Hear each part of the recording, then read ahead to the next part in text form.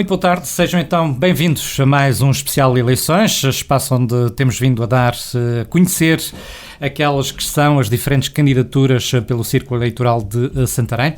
Hoje connosco Carlos Matias, do Bloco de Esquerda, é hoje o convidado então deste especial Eleições. Carlos Matias, 64 anos de idade, natural do entroncamento, exerceu até à data um conjunto de funções em diferentes situações, entre elas também de vereador na Câmara Municipal do Entroncamento. Conhece, portanto, de alguma forma bem, não só os problemas deste, mas da generalidade dos concelhos do distrito.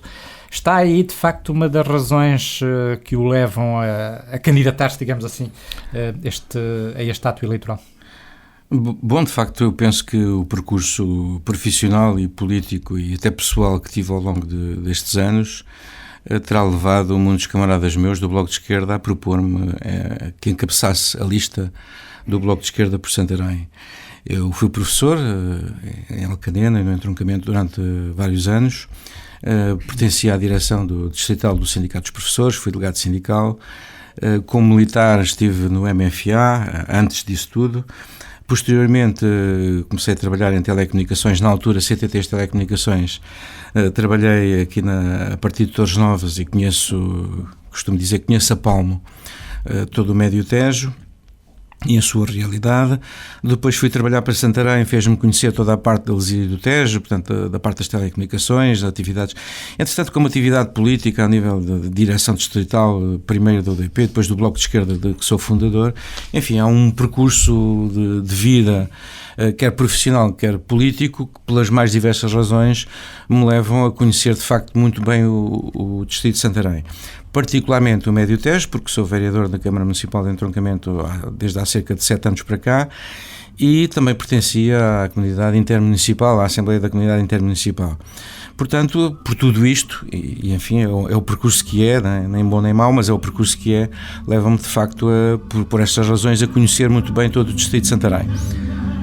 Depois, a partir de novembro último, fui eleito para a Mesa Nacional do Bloco de Esquerda, que é a Direção Nacional do Bloco de Esquerda.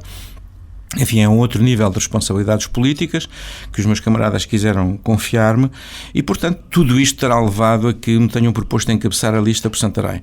Deve dizer-se que já agora aproveito que não é uma candidatura de uma pessoa, é uma candidatura de uma lista. São os 9 efetivos e 5 suplentes. É uma lista muito diversa, deve dizer-se. Eu estou convencido que se não é a mais, é pelo menos das listas com maior diversidade, a maior representatividade das que concorrem às eleições do próximo dia 4 de novembro. Portanto, tem pessoas de 11 dos 21 concelhos do distrito, como vê, os concelhos repetidos são poucos, portanto, são 11 concelhos representados na lista: Tomar, Entroncamento, Salvaterra, Santarém, Abrantes, enfim, uma grande diversidade de pessoas, de profissionais, de origens profissionais, professores, empregados, operários, dirigentes sindicais, dirigentes de movimentos sociais.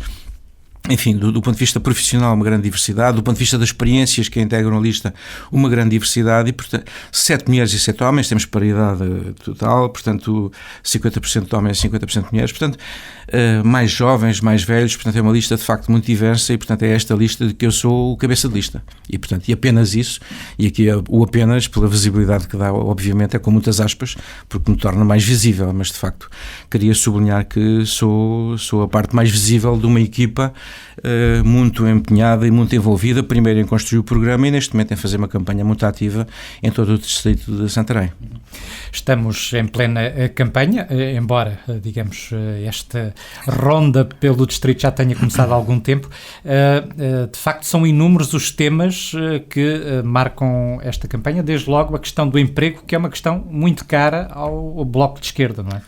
Sim, é verdade, mas antes de falar no emprego, fez uma referência à campanha que já está em curso e deixe-me dizer-lhe, tem sido muito gratificante o percurso que temos feito aí para o distrito de Santarém. Já contactei dezenas, milhares de pessoas, já lhes perdi o conto, e há de facto um clima diferente em relação a 2011 e a 2009. Eu sei talvez das poucas pessoas que já fez todas as campanhas do Bloco de Esquerda aqui no distrito de Santarém, portanto conheço também essa atividade e sei como é que as coisas funcionam, e posso dizer que há uma grande aceitação das propostas, uma grande abertura ao Bloco de Esquerda e, portanto, o clima mudou de facto para melhor em relação ao Bloco. E, portanto, acreditamos que o Bloco está em crescendo e que as expectativas são bastante boas. Portanto, todos os indicadores que são públicos e aqueles que a nossa percepção nos dá é que, de facto, o Bloco está a crescer e podemos esperar um bom resultado. Eu penso que para isso terá, de facto, contribuído, como o Vítor Melenas diz, nós temos colocado no centro do debate político desta campanha aquilo que preocupa mais as pessoas. E uma das coisas que preocupa mais, um dos problemas que preocupa mais as pessoas é, de facto, o problema do emprego. O problema do emprego e do trabalho em geral, isto é, de quem tem emprego e trabalha, ou de quem não tem emprego, tem uma profissão mas está desempregado, ou de quem já trabalhou e está reformado. Tudo isso é o mundo do trabalho, aquilo que podíamos chamar o mundo do trabalho. E como se sabe, este governo e a atual maioria tem apontado, tem feito mira a quem trabalha ou a quem já trabalhou. A quem trabalha porque tem cortado salários, porque tem cortado subsídios, porque tem aumentado os horários de trabalho, porque retirou feriados, portanto os rendimentos de quem trabalha têm vindo a diminuir, como as pessoas sabem, portanto não é novidade para ninguém. Por outro lado, isto acontece paralelamente a uma degradação das condições laborais. A precariedade é cada vez maior, portanto toda a gente sabe, e é comum, as pessoas sabem isso, que muitos empregos, muita gente que trabalha vive num sistema de grande precariedade, não sabe o que é que vai ser o dia da manhã. Há, por exemplo, no distrito, quem trabalha com contratos ao dia. Portanto, contratos já não são contratos a prazo, ou trimestre, ou semestre, ou anuais, são trabalhos renovados em cada dia. Portanto, é de uma extrema precariedade e isso leva a que as pessoas tenham medo, há muito medo nas empresas. Portanto, para além das pessoas terem cada vez menos dinheiro porque estão retirados subsídios, porque estão cortados os salários, porque a vida, entretanto, cada vez é mais cara, existe também uma grande precariedade, uma grande instabilidade e, sobretudo, os mais jovens não sabem com que futuro podem contar, portanto, têm muita dificuldade em construir uma vida, em perspectivar uma vida estável, com garantias, como toda a gente muito naturalmente ambiciona. Como é que se dá a volta a isto? Eu já lá vou a como é que se dá a voltar disto, porque depois também queria falar daqueles que nem sequer trabalho têm, que são aqueles jovens, muitos deles altamente qualificados, que acabam cursos, que muitas vezes são tirados com sacrifícios dos pais, que pagam esses cursos, e que depois acabam um curso e acabam por ir para o desemprego. Ou vão para o desemprego, ou ingressam no mercado de trabalho nestas situações de grande precariedade, ou que por aí simplesmente não encontram trabalho em Portugal e são empurrados para a imigração. E muitos jovens da nossa região são, de facto, empurrados para a imigração. Emigraram nos últimos anos cerca de 400 mil pessoas no nosso país. É um êxodo muito semelhante àquele que aconteceu nos anos 60, quando eclodiu a guerra colonial nas antigas colónias portuguesas. Portanto, é um êxodo enorme, com uma diferença. Na altura havia muitos jovens que emigravam e que não tinham qualificações. Hoje são os mais qualificados, são médicos, são engenheiros, são arquitetos, são enfermeiros, são pessoas altamente qualificadas, onde as famílias investiram, onde o país investiu e que estão a fugir porque não encontram trabalho em Portugal. E depois temos os desempregados, portanto, que são mais de 1 milhão e 200 mil desempregados.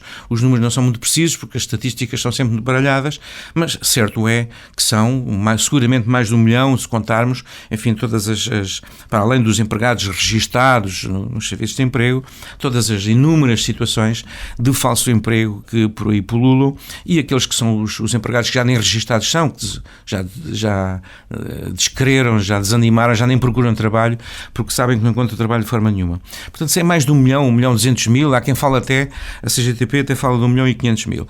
Seja como for, será entre 1 milhão e 1 milhão e 500 mil. E dos quais a grande parte, a maior parte, cerca de 700 mil, não tem qualquer tipo de apoio. Não tem um subsídio de emprego, não tem de desemprego, não tem um subsídio social de desemprego e, portanto, a única forma é recorrer às suas famílias e aos seus amigos e muitas vezes aos pais, quando são jovens, recorrer aos pais e aos avós que das suas reformas já muito degradadas ainda retiram alguma coisa para ajudar os filhos. Portanto, é este o quadro que se vive no mundo laboral. Perguntam como é que se dá a volta a isto. Obviamente, há várias, é um conjunto de medidas que nós propomos, mas que é preciso dar a volta a isto. Antes de mais, diga-se de passagem, é preciso dar a volta a isto, porque esta é uma situação inadmissível e insustentável. Portanto, o trabalho é um direito consagrado na Constituição, é o mínimo das pessoas terem um trabalho, terem um salário, terem um vencimento compatível com as suas qualificações e perspectivarem a sua vida, construírem a sua vida. Esse é um direito absolutamente inalienável e tem que ser resolvido. Portanto, não há volta a dar a isso. E, portanto, nós achamos que isto é feito de várias formas.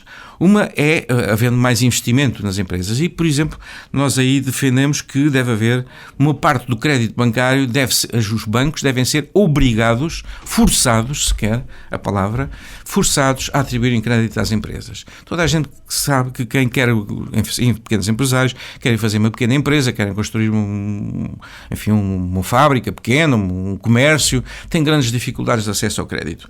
Ora, é preciso que o crédito e que o dinheiro que está nos bancos não sirva só para ser empochado ou ser guardado e roubado em malas cheias de dinheiro de um bando de delinquentes protegido do atual governo e do atual Presidente da República, porque são todos amigos, e portanto que não sirva só para isso, ou que não sirva só para a especulação financeira, e, portanto, sirva também para investir na economia real. É preciso que o país se desenvolva, que se invista na agricultura, que se invista nas florestas, que se invista nas fábricas, nos transportes, nas infraestruturas.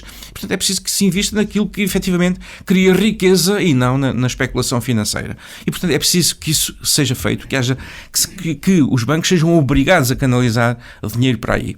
O próprio Estado também deve dar prioridade ao investimento. O investimento público deve servir para arrastar esse investimento.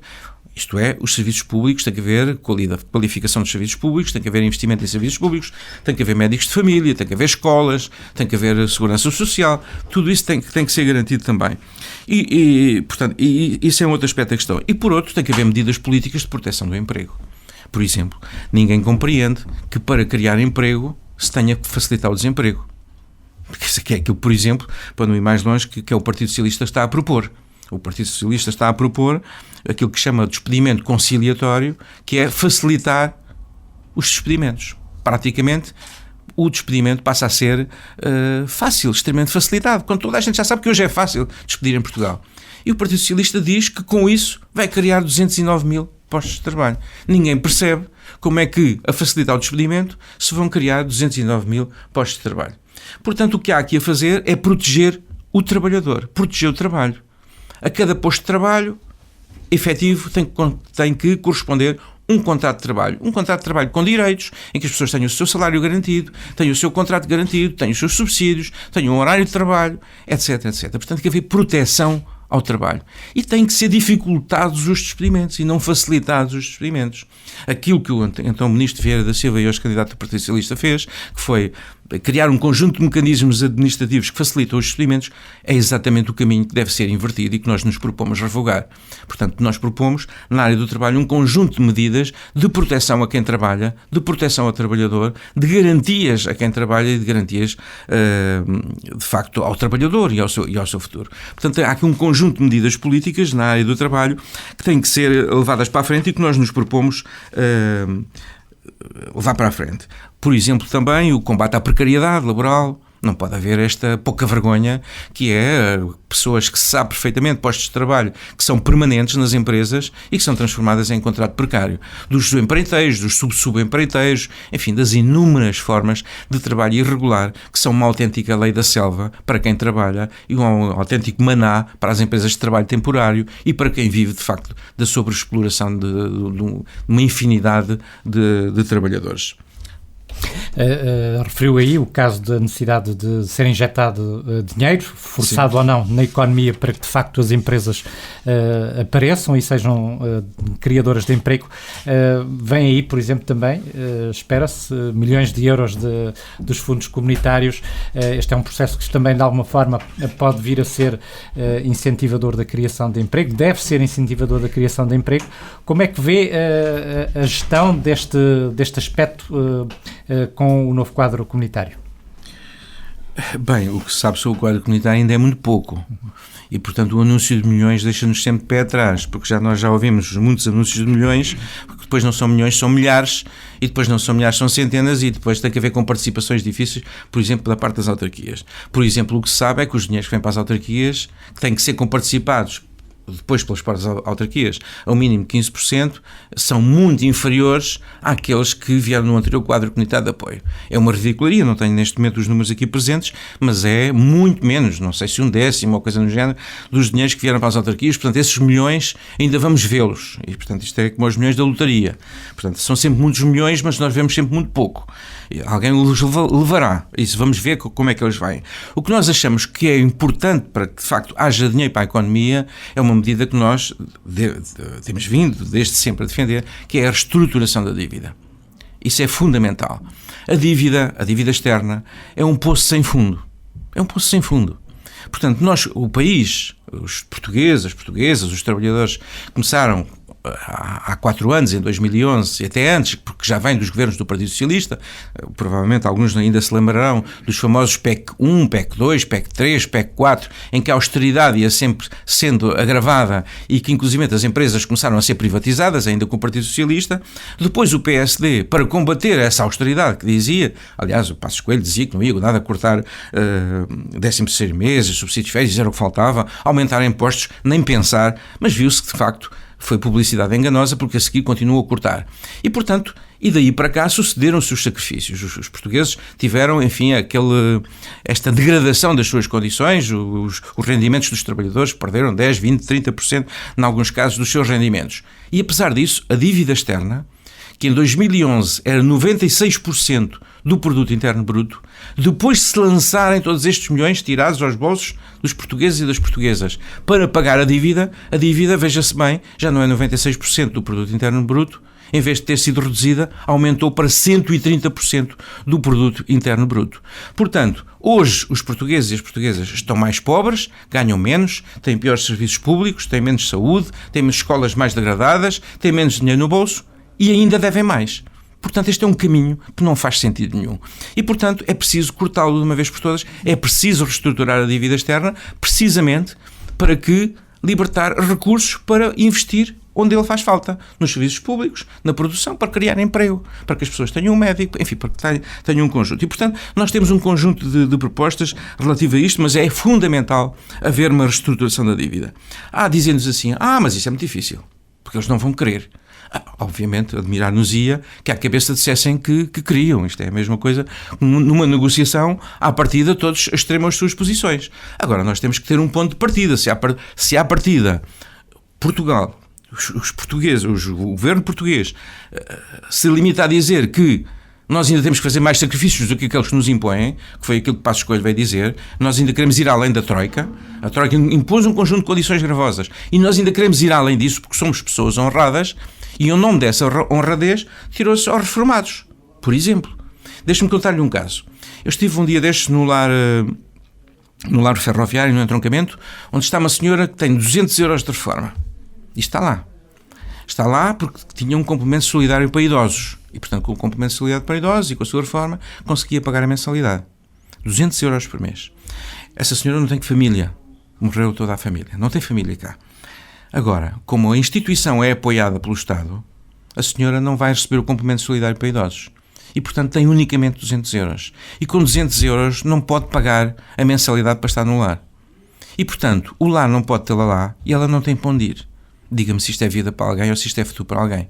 Isto é de uma desumanidade. É de tal modo impiedoso que nós não podemos admitir. E, portanto, nós o que defendemos deve ser generalizado a atribuição do complemento solidário para idosos e que devem ser apoiadas IPSS e garantir que as pessoas não vão cair na rua ou se criam situações de extrema desumanidade como a desta senhora, enfim, que tem nome e que eu conheço, que eu não vou aqui citar. E, portanto, é preciso ir buscar dinheiro onde o há. E, portanto, isto alimentar a dívida e tirar dinheiro àquela senhora não é vida para ninguém. Um outro caminho, para arranjar dinheiro, para fazer investimento, porque nos dizem, há quem diga, e enfim, fazem-nos essa acusação, que o Bloco quer dar tudo a toda a gente, mas nós não queremos dar tudo a toda a gente. Nós sabemos que temos que ir buscar o dinheiro a algum lado para dar a quem merece. E, portanto, o que nós dizemos é que para pagar a quem trabalha, temos que ir buscar dinheiro aos bens de luxo, à especulação financeira, portanto, aos grandes negócios. Temos um conjunto temos que, por exemplo, agravar as taxas sobre transações acionistas, sobre transações bancárias. Enfim, temos que tomar um conjunto de medidas, aquilo que nós chamamos uma revolução fiscal, em que se acabe com aquilo que se chama, falta-me agora a palavra, enfim, no fundo a maneira habilidosa com que muitas empresas fogem ao fisco. Chamam-lhe programação fiscal, é este o termo que lhe chamam. Programação fiscal. Programação fiscal, no fundo, é contratar um conjunto de especialistas que percebem das leis e que arranjam maneira de fugir com o pagamento ao fisco. E, portanto, isso tem que acabar, tem que se pôr mão nisto. Empresas que trabalham em Portugal, ainda que artificialmente coloquem a sua sede na Holanda, têm que pagar impostos em Portugal, que é aquilo que faz o grupo Jerónimo Martins, que fugiu com a sede para a Holanda. Enfim, a empresa do Pingo Doce trabalha em Portugal, coloca a sua sede na Holanda e não paga impostos. Isto tem que acabar. E, portanto, alguém tem que pôr mão nisto, e não é o governo do PSD e do CDS, que está, percebe-se, absolutamente conluiado com estes grandes grupos empresariais e que para eles é sempre mãos largas, facilidades, benesses, amnistias, tudo, enquanto uma pessoa que se hoje ou amanhã não paga o seu IRS e ficar a dever 10 cêntimos às finanças, amanhã tem um fiscal à porta para lhe tirarem a televisão de casa. Portanto, esta gente não pode ser protegida, esta gente tem que pagar para que haja dinheiro para que as pessoas tenham os seus direitos e tenham as suas remunerações e o seu trabalho pago. Portanto, reestruturação da dívida, renegociar a dívida e, por outro lado, revolução fiscal para que haja justiça fiscal e que quem tem dinheiro pague para que os mais pobres não sejam obrigados a ser permanentemente sacrificados como tem sido até agora. Vamos adiante, naturalmente haveria outras questões à volta destas, muitas outras questões, mas o tempo urge. Uma das questões que também tem vindo muito a público é de facto a transferência de competências da Administração Central para as autarquias, muitas vezes sem o respectivo acompanhamento do envelope financeiro necessário a essas medidas. Falemos, por exemplo, do caso da saúde e da educação, como se pretende agora, em contraponto com a fuga de serviços da Administração Central e o fecho desses serviços nas regiões. A sua experiência como autarca, de facto, permite-lhe ver um panorama complicado, digamos assim, em relação a este binómio. Assim, o Vítor Manas introduziu aí um conjunto de questões que daria se calhar para mais 1 ou 2 horas de conversa, mas eu vou focar em 2 aspectos. Por um lado é aquilo que se chama a municipalização dos serviços. Fala-se muito, este governo falou muito na municipalização dos serviços, nomeadamente da municipalização do ensino, das escolas, dos agrupamentos, para já uma municipalização parcial, e depois fala-se já na municipalização também dos centros de saúde. Embora aí seja um pouco, esse processo está um pouco definido e mais atrasado. Relativamente à chamada municipalização do ensino, na prática é a entrega das escolas aos presidentes das câmaras. Porque é que eu digo isto? Porque paralelamente àquilo que chamam, para já a municipalização do ensino, de facto, é entregar a direção das escolas, dos agrupamentos, às câmaras municipais. Portanto, não é o município, porque o município não é só a Câmara Municipal, é a comunidade em geral. E, portanto, não podemos entender que as escolas, os agrupamentos, estão na mão das câmaras municipais, estritamente, o que quer dizer cada vez mais, com o processo de centralização que existe nos presidentes das câmaras, na mão dos presidentes das câmaras municipais. Porque isto anda tudo ligado, como se costuma dizer. E, portanto, nós achamos muito bem que haja uma descentralização, uma autonomia das escolas, mas que ela efetivamente se traduza de poder da comunidade, das diversas forças envolvidas na comunidade, na direção das escolas, sem prejuízo dos recursos que lhe devem ser entregues e que muitas vezes, de facto, não são. Porque isto pode levar, como toda a gente percebe, ao predomínio do caciquismo. Enfim, esta é a nossa realidade. E o predomínio da cunha, do protegido do partido, do conhecido do senhor presidente, do cunhado, do primo, do vizinho, do que tem o cartão do partido. Enfim, essas coisas são muito perigosas, como nós sabemos. E, portanto, tem que haver, de facto, somos pela descentralização, mas isto tem que ter mão nestas coisas. Porque isto é muito perigoso, isso que pode acontecer. E, portanto, nós somos contra a municipalização do ensino e da saúde, como ela está a ser feita. Já agora aproveito para dizer o seguinte, é que no que toca às autarquias locais, nós somos frontalmente contra algo que regularmente aparece, enfim, e muitas vezes sem ser discutido numa fase pré-eleitoral, que é dos executivos monocolores. Isto é, ser um único partido a mandar nas câmaras municipais. O ministro Miguel Relvas que aliás tem aqui as suas raízes aqui em Tomar, era um homem que sempre viu sempre procurou fazer evoluir todo o sistema autárquico nesse sentido. Mais monocolor, menos monocolor, com maiorias qualificadas, enfim, os equilíbrios políticos iam ditando a posição que tinha. E o Partido Socialista alinhou também sempre nisso. Portanto, existe aqui um perigo real, quer de PSD, quer de PS, porque acabam por se entender nesta matéria, de que haja ainda uma maior centralização e que a democracia local, também ao nível das câmaras municipais e das assembleias municipais, que a democracia local seja muito prejudicada. Recordo, já agora, e os ouvintes recordar-se-ão, que acabaram com freguesias, coisa que na campanha eleitoral de 2011 nunca foi sequer referida. E, portanto, um assunto de tal gravidade que obrigou aqui nos concelhos a que acabassem freguesias, que é uma coisa gravíssima, nunca foi discutido em fase pré-eleitoral. Portanto, à cautela, nós clarificamos o pensamento do Bloco de Esquerda e era bom que os outros partidos também clarificassem sobre essa matéria. Somos contra executivos monocolores e maiorias qualificadas. Achamos que a democracia deve ser defendida ao nível das câmaras municipais, das assembleias municipais e que, no caso em que as freguesias foram extintas contra a vontade das populações, elas devem ser recriadas, devem ser refundadas, porque a vontade das populações deve ser sempre respeitada. Deve dizer-se já agora, porque eu confesso é que mais cerejas, que Portugal subscreveu um tratado que se chama Carta de Autonomia do Poder Local, em que o país se comprometeu a não criar ou acabar com nenhuma autarquia sem que as populações fossem ouvidas. E muitas populações ficaram sem as suas freguesias e não foram tidas nem ouvidas nesse processo e muitas vezes pronunciaram-se frontalmente contra. Portanto, isto para falar da municipalização, da transferência de recursos e de todo o processo que está aqui ligado a isto.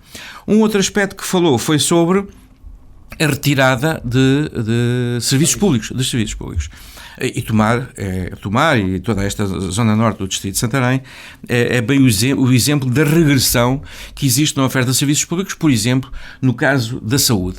Neste caso, ao nível do Médio Tejo, existem cerca de 35 mil, ao nível do Médio Tejo, agrupamento de centros de saúde aqui que apanham o Médio Tejo, existem cerca de 35 mil pessoas sem médico de família.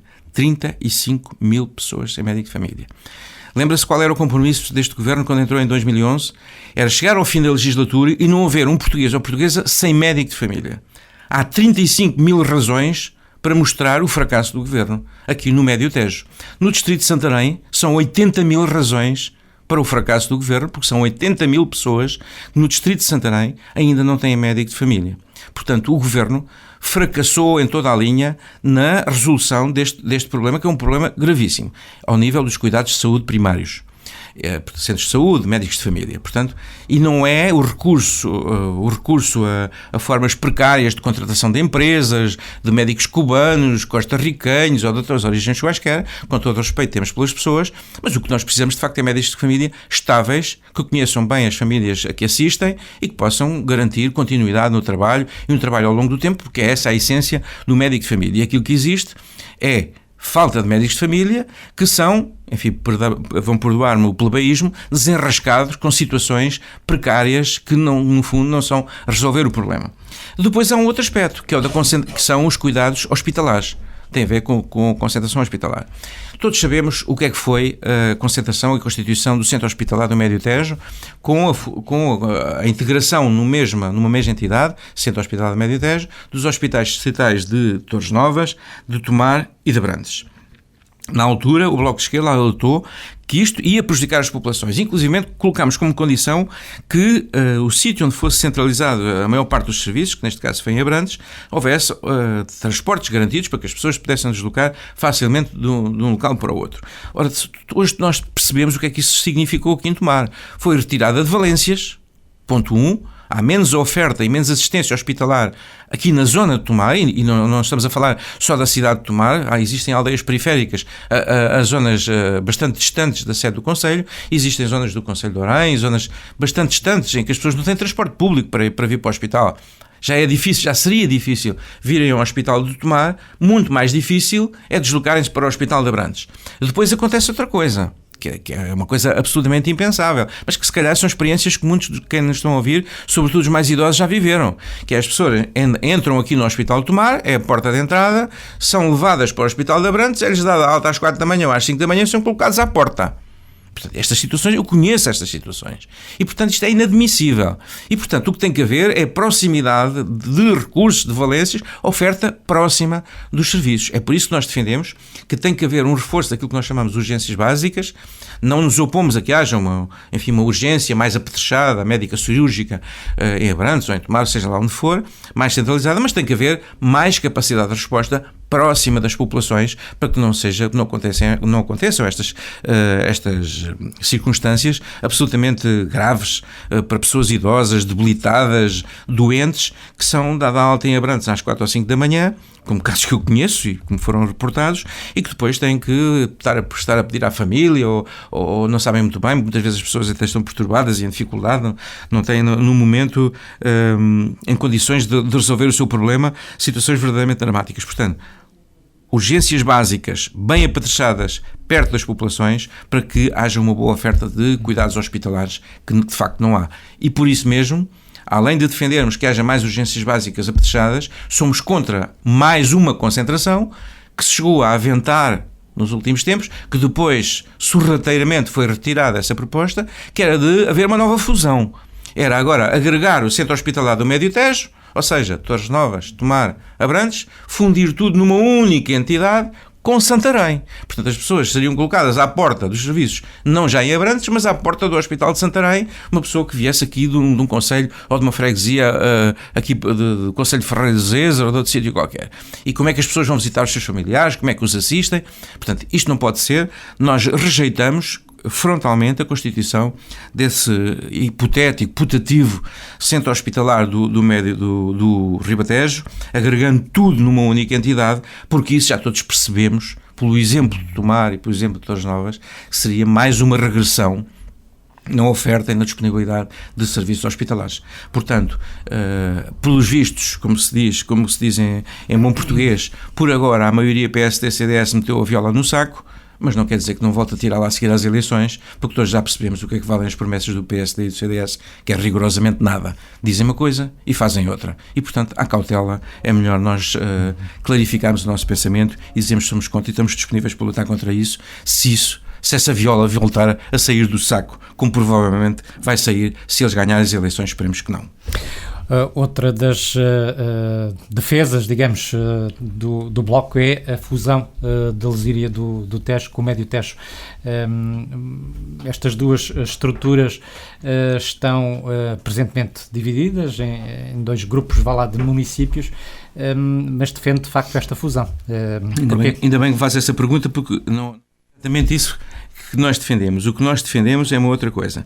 Defendemos que deve haver uma única região, e obviamente que vai certamente confusão de concelhos da Lesíria do Tejo e do Médio Tejo, porque existe aqui uma história comum, que existe ligações económicas, ligações sociais, movimentos pendulares entre as várias cidades do distrito, existe uma tradição de vida em comum e, portanto, estes concelhos vão estar todos agregados numa mesma região, que nós deixamos ao futuro e ao debate político os seus contornos exatos. O que dizemos é que o Tejo é uma marca identitária desta região e, portanto, que os concelhos mais ou menos do Médio Tejo, todos, enfim, a ver se há, por exemplo, se Orém quer aderir ou não quer aderir, porque tem ligações muito fortes para a Leiria e o Concelho de Orém decidirá para que lado é que quer pender, poderá passar para o outro lado, concelhos do norte do distrito, como Mação ou até mais acima, decidirão para onde querem. Portanto, as fronteiras deixámos-las em aberto, mas achamos que, de facto, os concelhos que próximos do Tejo,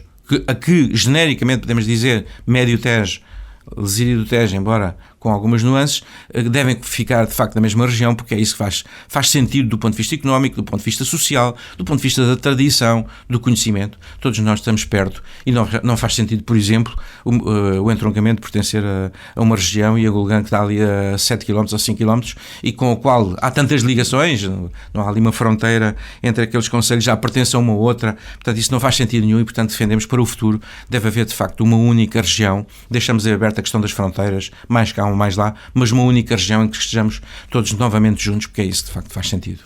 E esta questão leva a uma outra, o processo de regionalização. Fala-se sempre quando há perspectivas de eleições, fala-se nas campanhas, mas depois este é um processo que cai a seguir no esquecimento e não se concretiza de forma alguma.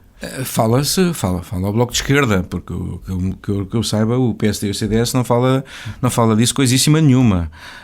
E o PS tem sempre uma posição muito ambígua sobre estas coisas e sobre estas e sobre todas. Dá uma no cravo e outra na ferradura. Nós, de facto, defendemos a regionalização. Portanto, Portugal é dos poucos países da Europa que não tem regiões. Portanto, entre o Estado Central, o Governo, enfim, as instituições centrais e os 308 concelhos, não há nenhuma instância intermédia. Existem instâncias administrativas, que são as Comissões de Coordenação Regional, mas não há democracia para esses órgãos. E aquilo que o Partido Socialista vem defender é algo um pouco muito recuado. O que o Partido Socialista chama regionalização, uma coisa que de facto não é, que é os autarcas da região, entre eles escolherem quem é que vai mandar nas comissões de coordenação regional. Isto não é democracia. O que nós defendemos é a democracia total e plena. São os cidadãos, os eleitores e as eleitoras de uma região escolherem os dirigentes, os responsáveis por essa região. Não vamos fazer a democracia em meias doses ou por metade, como defende o Partido Socialista. O PSD, que eu saiba, nem sequer fala nisso. O Partido Socialista tem esta posição, enfim, embora não fale muito dela, mas de facto é uma posição que nos parece de meias tintas e que não resolve coisa nenhuma. Portanto, nós somos pela democracia, eleitores e eleitoras a escolher os órgãos regionais, regiões constituídas e concluir o processo de regionalização, que faz muita falta, até por uma questão de planeamento e de integração. Portanto, porque não se desenvolve uma região, ou não se planeia uma região com meia dúzia ou uma dúzia de presidentes da Câmara sentados à mesma mesa a regatear os projetos. Vai um projeto para ti, outro projeto para mim, outro projeto para aquele. Quem tem mais força, este é do partido, o outro não é do partido. Portanto, isto não é plano nenhum.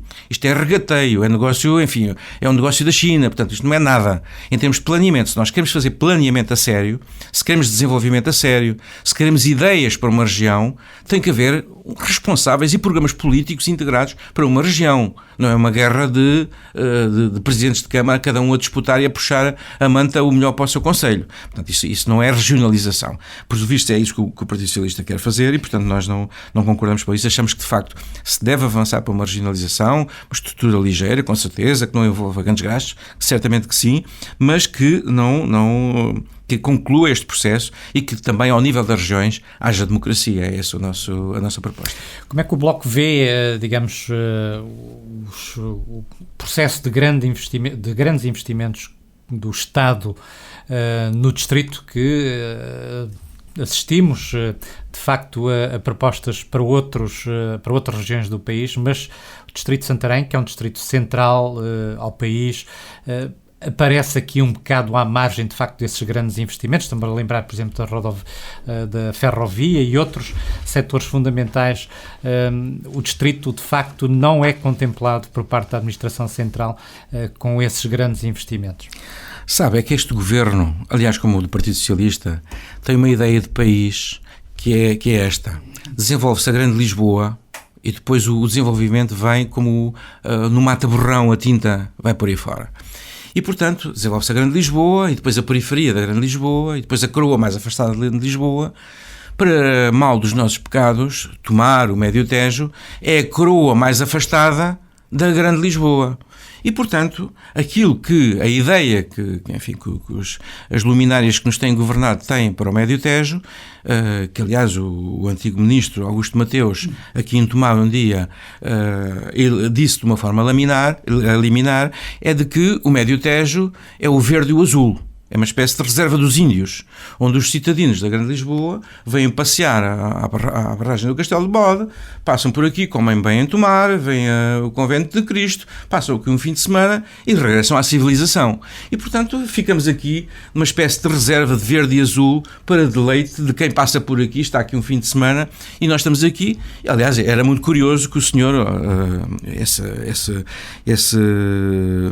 esse economista que tem solução para tudo, dizia o que propunha para o Médio Tejo era, entre os seus objetivos, num dos vários planos estratégicos que ele fez, porque ele tem planos estratégicos em todo o país, era assegurar a escolaridade básica. Não passava daí.